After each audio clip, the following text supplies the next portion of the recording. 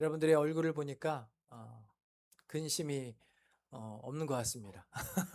근심이 없는 여러분들의 삶이 되기를 소망합니다. 아, 우리 민족을 보통 무엇이라고 얘기하냐면 배달의 민족이다라고 이야기를 합니다.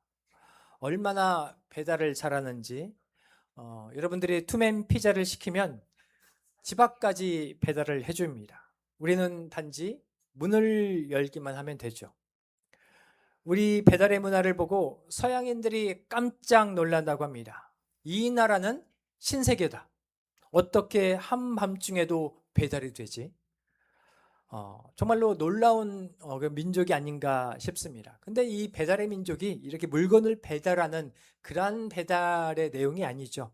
배달은 우리는 단군의 자손이다. 단군의 그 단자가 밝을단인데 이 밝을단 그것을 밝은 달, 그 밝은 달을 좀 다른 용어로 배달, 바달, 배달 해서 배달의 민족으로 불리게 되었다라고 규원사화에 나와 있습니다. 여러분 꼭 확인해 보시기를 바랍니다. 우리는 또한 배달의 민족이자 어쩌면 배움의 민족이기도 합니다. 아이들은 유치원에서부터 배움을 시작해서 초등학교와 중학교, 고등학교를 거쳐 대학교와 또한 대학원에 이르기까지 평생 배우며 살아갑니다. 우리나라의 교육열은 세계적으로도 손꼽히죠. 자원이 많지 않았던 대한민국이 오늘 세계가 주목하는 나라로 성장한 데에는 바로 이 배움을 향한 열정이 큰 역할을 했다고 해도 지나친 말이 아닐 것입니다. 그러나 한편으로는 안타까운 현실도 우리에게 있습니다. 배움은 많아졌지만 삶의 기쁨은 줄어들고 지식은 쌓이는데 마음은 점점 지쳐가고 있습니다. 무엇을 위해 배우는지, 어떻게 살아야 하는지 인생의 방향을 잃은 채 끝없는 경쟁 속에서 힘겨워하는 우리 청소년들과 청년들이 적지 않습니다. 그들의 생각을, 방향을 올바로 정립하는 것 정말로 중요합니다. 생각해 보면 사람은 무엇을 배우느냐에 따라 인생이 달라지기도 하죠. 기술을 배우면 기술자가 되고 학문을 배우면 학자가 되며 또한 운동을 배우면 선수가 됩니다. 그렇다면 예수님의 제자들은 무엇을 배우고 싶어 했을까요? 흥미롭게도 성경은 제자들이 예수님께 이렇게 설교를 가르쳐 주십시오. 기적을 행하는 방법을 가르쳐 주십시오. 이렇게 요청하지 않았다라는 것이죠. 그들이 예수님께 부탁한 것은 단 한 가지였습니다. 누가복음 11장 1절에 주여 우리에게 기도를 가르쳐 주시옵소서. 왜 기도였을까요? 제자들은 예수님의 능력의 근원이 탁월한 말솜씨나 특별한 스킬이 아니라 바로 아버지 하나님과의 깊은 교제와 기도에 있음을 보았기 때문입니다. 사랑하는 성도 여러분, 오늘 우리는 많은 것을 배우는 시대에 살아가고 있습니다. 그러나 하나님께서는 오늘 우리에게 가장 먼저 기도를 배우라고 말씀하고 계십니다. 기도를 배우는 사람은 하나님을 더욱 깊이 알게 되고 기도를 배우는 교회는 세상을 이길 힘을 얻게 된다는 것이죠. 오늘 말씀을 통해 우리 모두가 다시 기도를 배우는 성도, 기도를 배우는 교회가 되기를 주님의 이름으로 간절히 축원합니다. 첫 번째로 기도는 담대하게 하나님께 나아가는 믿음입니다. 주도문을 가르쳐 주시는 예수님께서는 곧이어 한 편의 비유를 우리에게 들려주십니다. 한 사람이 밤중에 친구의 집을 찾아갑니다. 그리고 말합니다. 여보게 떡 3덩이를 나에게 구워주시게. 갑자기 손님이 찾아왔는데 대접할 음식이 하나도 없었던 것이죠.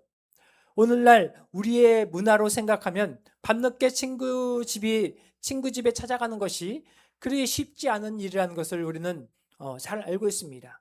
이 시간에 찾아가도 될까? 밤 12시, 1시가 넘었는데 혹시 자고 있는 것은 아닐까? 너무 미안한데? 이런 생각이 우리에게 찾아올 수가 있습니다. 그러나 당시 유대 사회에서는요, 손님을 대접하는 것이 매우 중요한 일이었습니다. 손님을 빈손으로 돌려보는 것은 가문의 수치라고 생각을 하는 그런 민족이었던 것이죠. 친구를 찾아간 이 사람에게는 체면보다 더 급한 일이 지금 생긴 것입니다. 먹을 것이 없습니다. 굶어 죽을 판입니다. 그래서 그는 밤중에 친구의 문을 두드리는 것이죠. 그런데 친구가 이렇게 말합니다. 나를 괴롭게 하지 말라. 문이 이미 닫혔고 아이들이 나와 함께 침실에 누웠으니 일어나 너에게 줄 수가 없노라. 인간적으로 생각하면 친구의 말도 이해가 되기도 하죠. 당시 집은 지금처럼 방 여러 개로 이루어지는 그런 방이 아니었습니다. 온 가족이 한 곳에서 잠을 자고 있었던 곳이죠. 문을 열면 아이들도 깨어날 것입니다. 그런데도 이 사람은 포기하지 않았습니다. 계속적으로 문을 두드린 것이죠. 왜 그랬을까요? 예수님께서는 그 이유를 한 단어로 우리에게 설명하십니다. 아나이데이아, 체면을 내려놓는 담대함을 의미하는 것이죠. 누가복음 11장 8절에 말씀합니다. 비록 벗됨으로 인하여서는 일어나 주지 아니할지라도 그 간청함으로 인하여 일어나 그 요구대로 주리라. 여기서 간청함으로 번역된 단어가 바로 아나이데이나이죠. 이 단어는 단순히 끈질기게 조른다는 이런 의미를 넘어서 조금 더 깊은 의미를 가지고 있습니다. 체면을 내려놓는 것, 부끄러움을 개의치 않는 것, 염치를 따지지 않고 담대하게 나아가는 것의 의미가 여기에 담겨져 있습니다. 이 사람은 밤중에 찾아왔으니 미안해서 친구인데 너무 염치가 없는 것 아닌가, 이런 생각에 머물 수가 없었던 것이죠. 왜냐하면 지금 자기에게 필요한 것이 무엇인지를 바로 알았기 때문입니다. 그래서 친구의 문을 두드렸습니다. 친구여, 나를 도와주게. 한 번 두드리는 것으로 끝나지 않았습니다. 문이 열릴 때까지 기다렸습니다. 사랑하는 성도 여러분, 저도 사역하면서 하나님께 기도하지 않고는 도저히 길이 보이지 않았던 때가 있었습니다. 제가 어느 영문에 부임했을 때 일입니다. 당시 영문의 재정 형편이 정말로 어려웠습니다. 맨날 그 금전출납부인가요? 거기에 보면 맨날 제로 0000000 아주 깔끔한 그런 금전출납부의 영문의 상황이었었는데, 전임사관님께서는 겨울에 운전하실 때 어떻게 운전하셨냐면 모포를 덮고 운전을 하셨다고 합니다. 왜 모포를 덮으셨을까요? 차량 히터가 고장이 났는데 수리할 형편이 안 되었던 것입니다. 그런데 제가 와서 알아보니 수리비가 5만 원 정도였습니다. 그래서 얼른 고쳤죠. 그만큼 영문의 형편이 어려웠습니다. 제가 부임해서 헌금 생활했는데 이 헌금을 하면 제가 생활비를 받는 금액이 어떻게 되냐면 200만 원을 제가 헌금하면 제가 생활비를 다 받을 수 있는 그런 영문이었습니다. 30만 원 하면 사례금이 30만 원 받고 50만 원 하면 50만 원 받는 그런 영문이었던 것이죠. 3개월이 지나니까 30만 원 정도 헌금하니까 약 70만 원을 받더라고요. 와, 놀라웠습니다. 그런데 그런 상황에서 약 1년이 지났습니다. 제가 한겨울에 양평으로 신방을 갔다가 교통사고를 당했습니다. 그날 술을 마신 어떤 아저씨가 중앙선을 넘어 제 차량에 돌진해 왔습니다. 저는 운전대를 돌렸죠. 확 돌려서 꽉 꺾으니까 이 정도 돌리면 된다고 생각했는데 이 아저씨가 브레이크를 밟아야 되는데 악셀을 밟은 겁니다. 그래서 이제 제 운전석 그 뒤편을 차가 이제 박힌 겁니다. 그래서 이제 병원에 입원을 하게 되었죠. 병원 침대에 누워 있으니 이런저런 생각이 지나갔습니다. 주님, 제가 영문을 조금이라도 살려보겠다고 열심히 뛰어다녔습니다. 사다리에서도 3번이나 떨어졌습니다. 비 오는 날 돈도 없으면서 옥상 방수 준비한다고 한여름에 그 빗자루를 들고 3층, 4층 꼭대기 첨탑까지 올라가서 열심히 빗자루질을 했습니다. 얘기를 들었습니다. 그 방수를 하려면 먼지가 하나도 없게 만들어야 된다는 그런 얘기를 듣고서 제가 그 빗자루를 들고 비 오는 가운데, 여러분 혹시 그 세탁소에 맡기면 딸려오는 비닐 아십니까? 그 비닐을 무비가 없어서 그 돈을 아끼겠다고 그거를 쓰고 제가 거기 옥상 꼭대기에 올라가서 열심히 빗자루질을 한 적이 있습니다. 그런 생각들이 저희의 머리를 스치고 지나가더라고요. 근데 지금 현재는 어떻습니까? 교통사고를 당해서 병원에 누워있는 내 모습이 굉장히 얼마나 처량해 보였던지 하나님께 기도를 드렸던 적이 있습니다. 그런데 여러분, 그때 하나님께서 제가 생각하지 못했던 방식으로 길을 열어주셨습니다. 차량 보상금이 나왔습니다. 그런데 놀랍게도 사고가 난 운전석 쪽이 새 것처럼 쫙 바뀐 것이죠. 없던 돈이 생겼습니다. 그때 제 생각은 어떤 생각이었냐면, 자, 이 영문에서 몇 개월은 더 버틸 수 있겠구나. 그런 생각이 찾아왔습니다. 거기에서 저는 이런 기도를 드려보았습니다. 주님, 아시죠? 저희 형편이 어렵습니다. 저 차량 뒤에 보면 그 트렁크 문이 녹슬었습니다. 이번에는 뒤에서 받을 수 있도록 인도하여 주시옵소서. 이렇게 기도를 했습니다. 근데 1년 동안 아무도 안 받더라고요. 그렇게 1년이 흘렀습니다. 그런데 정말로 놀라운 일이 일어났습니다. 약 1년이 넘어가던데 누가 뒤에 와서 확 받았을까요? 해석하기도 그런 일은 없었습니다. 그런데 하나님께서는 전혀 다른 방법으로 길을 열어주셨습니다. 제가 어떻게 연결되어 알게 된 한 지인, 고등학교 선배님이셨는데 우리의 영문형 사정을 알고는 이렇게 말씀하셨습니다. 사관님, 제가 차량 한 대를 헌납하겠습니다. 그런데 중고차가 아니었습니다. 그랜드 스타렉스 신형 4륜 구동, 완전 찌그러져가는 그런 폐차 차량에서 새 차로 바뀌게 되었던 것이죠. 하나님께서는 우리 영문의 형편, 저의 형편을 아시고 새로운 차량을 보내주신 것입니다. 사랑하는 성도 여러분, 저는 그때 이 말씀을 조금 더 실제적으로 깨달았습니다. 기도는 하나님께 원하는 것을 받아내는 기술이 아니라는 것이죠. 기도는 하나님을 신뢰하며 하나님께 우리의 필요를 맡기는 것입니다. 저는 뒤에서 한 번 받아주십시오. 그런데 하나님께서는 사고를 통해 차를 주신 것이 아니라 사람을 통해 차를 보내주셨습니다. 저에게는 그분이 정말로 천사와 같은 존재였습니다.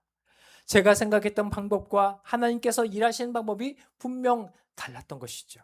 그러나 분명한 것은 하나였습니다. 하나님께서는 저의 형편, 저의 영문의 형편을 알고 계셨다는 것이죠. 제가 무엇이 필요한지, 영문에 필요한 것이 무엇인지, 어떤 상황이 있는지 하나님께서는 다 알고 계셨습니다. 사랑하는 성도 여러분, 성경의 이 비유를 우리가 잘못 이해하면 이렇게 생각하기 쉽습니다. 하나님도 계속 졸라야 응답하시는구나. 그러나 예수님께서 말씀하시는 핵심은 그것이 아니라는 것이죠. 이 비유는 친구와 하나님을 동일하게 놓고 비교하는 것이 아니라 대조하는 말씀으로 가르치고 계십니다. 친구는 귀찮아서 문을 열었습니다. 그러나 하나님은 귀찮아서 응답하시는 분이 아니라는 것이죠. 하나님은 우리의 필요를 아시는 분이십니다. 좋으신 아버지란 뜻이죠. 그러므로 예수님의 말씀은 이것입니다. 친구도 결국 문을 열어주신다면 하늘에 계신 너희 아버지께서는 얼마나 더 좋으신 것을 주시지 않겠느냐. 기도는 하나님을 움직이는 기술이 아니라 기도는 좋으신 아버지를 신뢰하는 믿음입니다. 그러므로 체면을 내려놓고 기도의 문을 두드리십시오. 혹시 지금 기도하기를 주저하고 계십니까? 이런 것까지 하나님께 말씀드려야 될까? 너무나 오랫동안 기도했는데 아무런 응답이 없네. 내가 하나님께 무엇을 구할 자격이 있을까? 이러한 생각 때문에, 이러한 근심 때문에 혹시 기도의 문 앞에서 머뭇거리고 있지는 않습니까? 오늘 예수님께서 우리에게 가르쳐 주십니다. 바로 아나이데이야, 체면을 내려놓으라는 것이죠. 염려를 내려놓고 자격을 따지지 말고 하나님께 부르짖으며 담대하게 나가라고 우리에게 말씀하십니다. 히브리서 4장 16절에 말씀합니다. 그러므로 우리는 긍휼하심을 받고 때를 따라 돕는 은혜를 얻기 위하여 은혜의 보좌 앞에 담대히 나아갈 것입니다. 사랑하는 성도 여러분, 기도는 완벽한 사람이 드리는 것이 아닙니다. 도움이 필요한 사람이 아버지께 나아가는 것이죠. 저에게 차량이 필요했을 때 하나님께서는 아셨습니다. 영문에 어려움이 있을 때 하나님께서는 아셨다는 것이죠. 4명 모이는, 5명 모이는, 6명 모이는 그런 교회에 비전이 있을까요? 미래가 있을까요? 저는 간절히 하나님께 기도를 드렸습니다. 이 자리가 꽉 차기를 소망합니다. 근데 제가 꿈을 꾸었습니다. 꿈을 꾸었는데 조그만 교회였는데 이 모양이 마름모 모양이었습니다. 근데 그 교회가 꽉 차는 그런 꿈을 꿨어요. 꽉 차면 한 3, 40명 정도 모이는 그런 교회였던 것이죠. 근데 제가 6, 7년 부임하는 그 시기 동안 너댓 명 모이는 교회에서 20, 30명 모이는 성도까지 성장을 했다는 것이죠. 이것이 저의 능력이었을까요? 아닙니다. 하나님께서 줄기차게 성도들을 보내주시는데 기존에 있는 성도들은 헌금을 안 하는데 오시는 분은 헌금을 하는 겁니다. 11조를 하는 겁니다. 11조를 하는데 80만 원, 100만 원을 하는 그런 분들이 오신 거예요. 여러분, 그렇습니다. 우리 영문의 형편 하나님께서는 다 아십니다. 여러분의 가정, 여러분의 자녀의 문제, 건강의 문제 하나님께서는 다 알고 계신다는 것이죠. 우리의 눈물을 아시는 분이 바로 우리 여호와 하나님이십니다. 그러므로 사랑하는 성도 여러분, 기도의 문 앞에서 돌아서지 않기를 소망합니다. 한 번 더 두드리십시오. 한 번 더 하나님께 말씀을 드리시기를 소망합니다. 하나님, 저를 도와주십시오. 우리 구세군 도나님을 도와주십시오. 이렇게 간절히 필요를 주님께 아뢰며 나아가는 믿음의 자녀가 되시기를 소망합니다. 하나님의 은혜를 의지하여 담대하게 기도의 자리로 나아가는 도나님은 모든 군우가 되시기를 주님의 이름으로 간절히 축원합니다. 두 번째로, 기도는 끝까지 하나님을 찾는 삶입니다. 사랑하는 성도 여러분, 밤중에 찾아온 친구의 비유를 마치신 예수님께서는 곧바로 제자들에게 이렇게 말씀하시죠. 내가 또 너희에게 이르노니 구하라, 그러면 너희에게 주실 것이요, 찾으라, 그러면 찾아낼 것이요, 문을 두드리라, 그러면 너희에게 열릴 것이니. 많은 사람들은 이 말씀을 읽으며 열심히 기도하면 반드시 원하는 것을 얻는다는 약속으로만 이해합니다.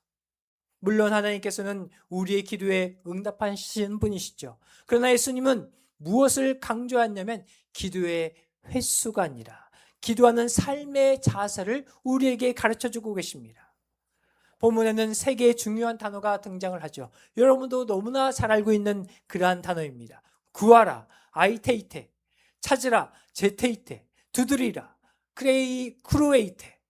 흥미로운 것은 이 3 단어가 모두 현재 명령형이라는 사실이죠. 현재 명령형은 한 번만 하라는 것이 아니죠. 계속해서 구하고 계속해서 찾고 계속해서 두드리라는 뜻을 가지고 있습니다.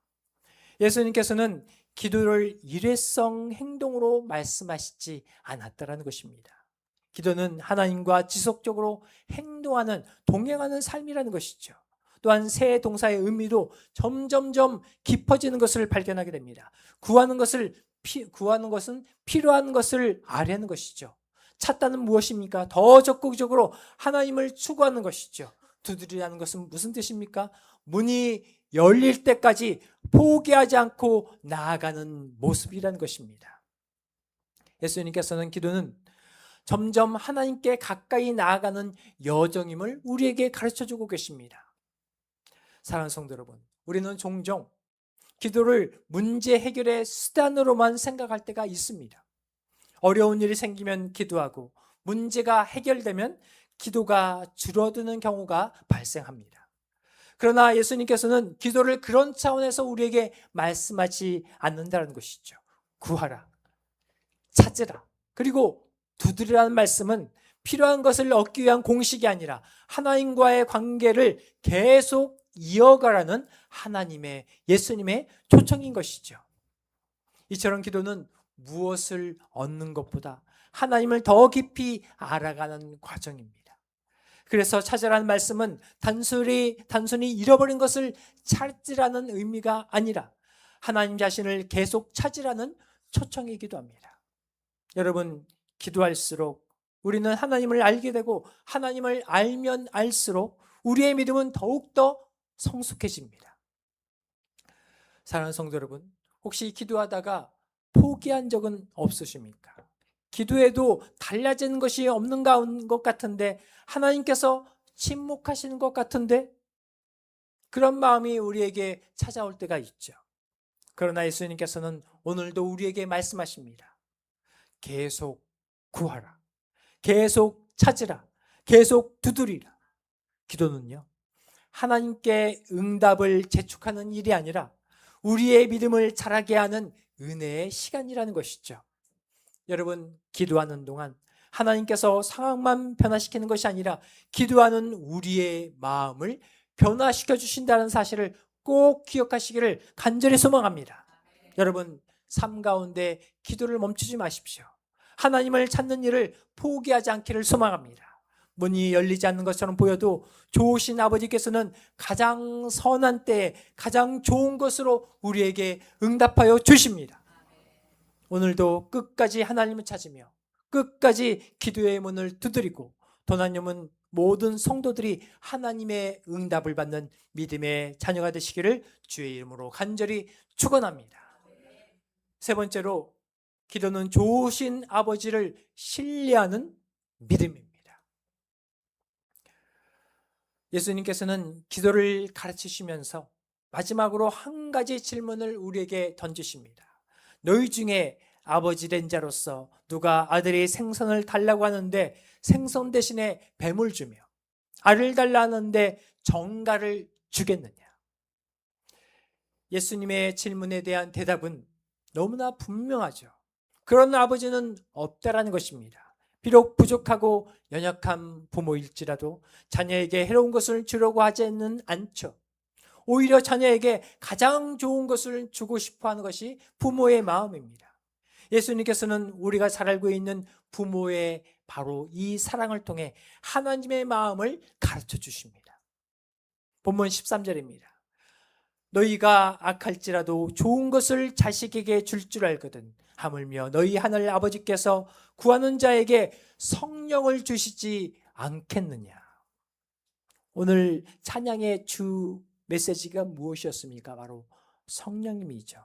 여기서 예수님은 하나님을 하늘 아버지라고 부르시고 계십니다. 기도는 낯선 신에게 비는 행위가 아니죠. 천지신명께 비는 것이 아닙니다. 선왕당에 가서 비는 그런 행동이 아닌 것이죠. 기도는 좋으신 아버지께 나아가는 것입니다. 그래서 예수님께서는 하물며라는 표현을 성경을 통해서 우리에게 말씀하십니다. 불완전한 부모도 자녀에게 좋은 것을 주려고 하는데 완전하신 하나님 아버지께서 자녀에게 가장 좋은 것을 주시지 않겠느냐라는 그러한 하나님의 예수님의 전달인 것이죠. 여러분, 기도의 출발점은 우리의 간절함이 아니라 하나님의 선하심입니다.